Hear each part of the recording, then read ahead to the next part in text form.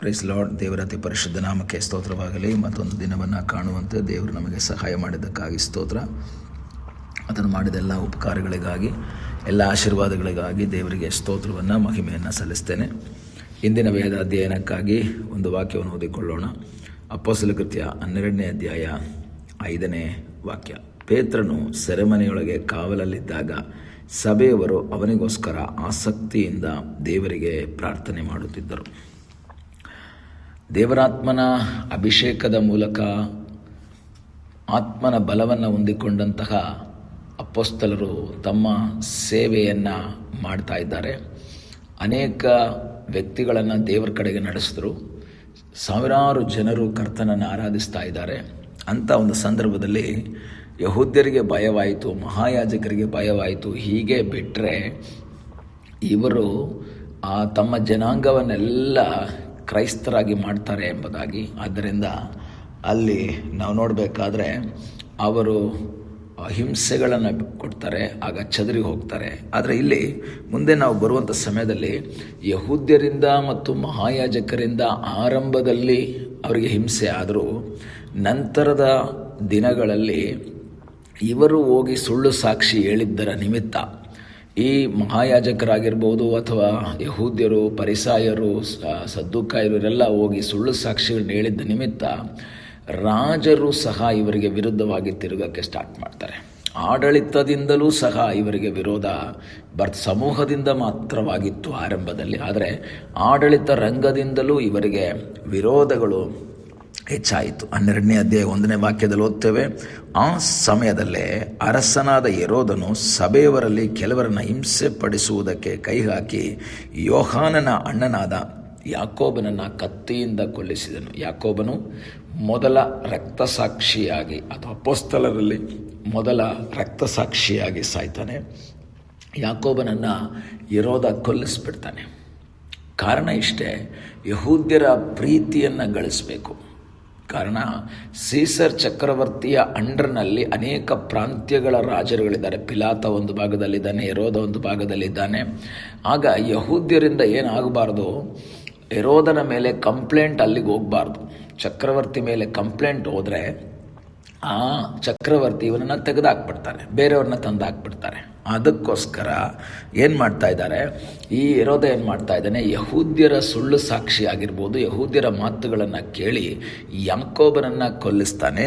3ನೇ ವಾಕ್ಯ ಹೇಳುತ್ತೆ, ಇದು ಯಹೂದ್ಯರಿಗೆ ಮೆಚ್ಚುಗೆಯಾಗಿದೆ ಎಂದು ನೋಡಿ. ಆಗ ಅವನ ಉದ್ದೇಶ ಏನು, ಯಹೂದ್ಯರನ್ನು ಮೆಚ್ಚಿಸಬೇಕು. ಯಹೂದ್ಯರು ನಮ್ಮ ಒಳ್ಳೆ ಲೀಡರ್ ಅಂತ ಹೇಳಿ ಅವನನ್ನು ಹೊಗಳಬೇಕು. ಸೀಸರ್ನ ಮುಂದೆ ಹೆರೋದನಿಗೆ ಒಳ್ಳೆ ಬೆಲೆ ಸಿಗಬೇಕು. ಆ ಉದ್ದೇಶದಿಂದ ಅವನೇನು ಮಾಡ್ತಾ ಇದ್ದಾನೆ, ಯಾಕೋಬನನ್ನು ಕೊಲ್ಲಿಸ್ತಾ ಇದ್ದಾನೆ. ಯಹೂದ್ಯರಿಗೆ ಇದು ಇಷ್ಟ ಆಯಿತು ಅಂತೇಳಿ ಪೇತ್ರನನ್ನು ಹಿಡಿಸಿ ಸೆರೆಮನೆಗೆ ಹಾಕ್ಬಿಟ್ಟಿದ್ದಾನೆ. ಈಗ ನಾವು ನೋಡುವಂಥ ಸಮಯದಲ್ಲಿ ಈಗ ಪೇತ್ರನನ್ನು ಕೊಲ್ಲಬೇಕು. ಒಬ್ಬೊಬ್ಬರನ್ನೇ ಮುಗಿಸ್ತಾ ಬಂದರೆ ಯಹೂದ್ಯರಿಗೆ ಇಷ್ಟ ಆಗುತ್ತೆ ಅಂತ ಅವನಿಗೆ ಗೊತ್ತಾಯಿತು. ಆದರೆ ಮುಂದೆ ವಾಕ್ಯಗಳು ಓದ್ತೇವೆ. ಪಸ್ಕ ಹಬ್ಬ ನಡೀತಾ ಇದ್ದರಿಂದ ಪಸ್ಕ ಹಬ್ಬ ಆದಮೇಲೆ ಇವನನ್ನು ಕರೆಸೋಣ. ಪಸ್ಕ ಹಬ್ಬದಲ್ಲಿ ಜನ ಬಂದಿರ್ತಾರೆ, ದಂಗೆ ಎದ್ದು ಬಿಡ್ತಾರೆ. ಅದಾದ ಮೇಲೆ ಇವನನ್ನು ಕರೆಸೋಣ, ಇವನನ್ನು ಸುಳ್ಳು ಸಾಕ್ಷಿ ಹೇಳಿ ಇವನನ್ನು ಸಹ ಕೊಲ್ಲಿಸೋಣ, ಇದು ಅವನ ಪ್ಲ್ಯಾನ್. ಆದರೆ ದೇವರ ಸಭೆಯ ವಿಶ್ವಾಸಿಗಳೇನು ಮಾಡ್ತಾ ಇದ್ದಾರೆ, ಆಸಕ್ತಿಯಿಂದ ಅವನಿಗೋಸ್ಕರ ದೇವರ ಸನ್ನಿಧಾನದಲ್ಲಿ ಪ್ರಾರ್ಥನೆ ಮಾಡ್ತಾ ಇದ್ದಾರೆ. ಒಂದು ನೆಗೆಟಿವ್ ಆದಂತಹ ಒಂದು ಕಾರ್ಯ ಅವರ ಕಣ್ಮುಂದೆ ಕಾಣ್ತಾ ಇದೆ. ಯಾಕೋಬನನ್ನು ಕೊಲ್ಲಿಸಿದ್ದಾರೆ. ಪೇತ್ರನನ್ನು ಹಿಡಿದಿರೋದು ಸಾಧಾರಣ ವ್ಯಕ್ತಿಗಳಲ್ಲ, ರಾಜ ಹಿಡಿದಿದ್ದಾನೆ, ಅವನನ್ನು ಕೊಲ್ಲಿಸ್ತಾರೆ ಎಂಬುದಾಗಿ ಗೊತ್ತಿದ್ರೂ ಸಹ ಅವರಲ್ಲಿ ಒಂದು ನಂಬಿಕೆ ಇದೆ. ರಾಜ ಯಾಕೋಬನನ್ನು ಕೊಲ್ಲಿಸಿರ್ಬೋದು, ಆದರೆ ನಾವು ರಾಜನ ಹತ್ರ ನಾವು ನಮ್ಮ ಬೇಡಿಕೆಯನ್ನು ಸಲ್ಲಿಸುವಾಗ, ಆಸಕ್ತಿಯಿಂದ ಪ್ರಾರ್ಥನೆ ಮಾಡುವಾಗ ದೇವರು ಅಲ್ಲಿ ಅದ್ಭುತ ಮಾಡ್ತಾನೆ ಎಂಬ ಒಂದು ನಂಬಿಕೆ ಅವರ ಜೀವಿತದಲ್ಲಿದೆ.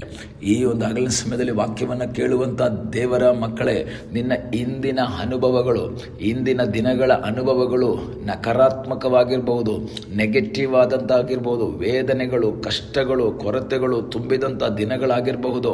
ಅದನ್ನು ನೋಡಿ ಇವತ್ತಿನ ಸನ್ನಿವೇಶವನ್ನು ನೀನು ಟ್ಯಾಲಿ ಮಾಡಬೇಡ.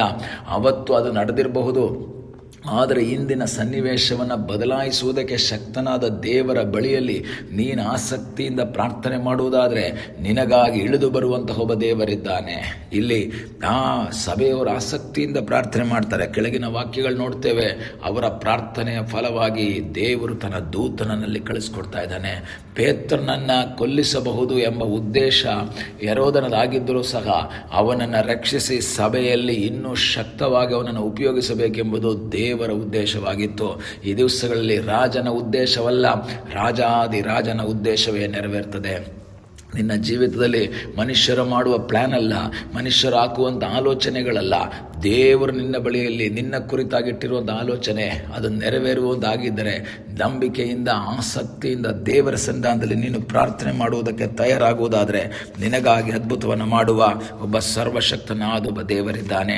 ಆದ್ದರಿಂದ ನಿರಾಶೆ ಪಡದೆ, ಯಾಕೋಬನನ್ನು ಕೊಂದುಬಿಟ್ಟಿದ್ದಾರೆ ಅಂತ ಯೋಚನೆ ಮಾಡಿ ನಿರಾಶರಾಗಿ ಕೂರದೆ ನಂಬಿಕೆಯಿಂದ ಅವರು ಪ್ರಾರ್ಥನೆ ಮಾಡ್ತಾ ಇದ್ದಾರೆ, ಆಸಕ್ತಿಯಿಂದ ಪ್ರಾರ್ಥನೆ ಮಾಡ್ತಾ ಇದ್ದಾರೆ.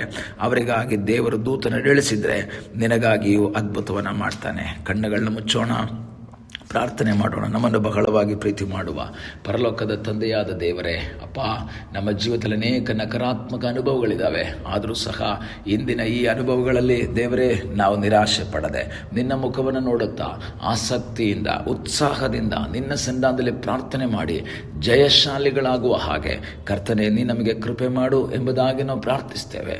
ನಿರಂತರವಾಗಿ ಪ್ರಾರ್ಥಿಸುವಂತೆ ಸಹಾಯ ಮಾಡು. ಪ್ರಾರ್ಥನೆಯನ್ನು ಕೇಳಿದ್ದಕ್ಕಾಗಿ ಸ್ತೋತ್ರ. ಯೇಸುವಿನ ಮುದ್ದಾದ ಹೆಸರಿನಲ್ಲಿ ಬೇಡಿಕೊಳ್ಳುತ್ತೇವೆ ನಮ್ಮ ತಂದೆಯೇ, ಆಮೇನ್. God bless you.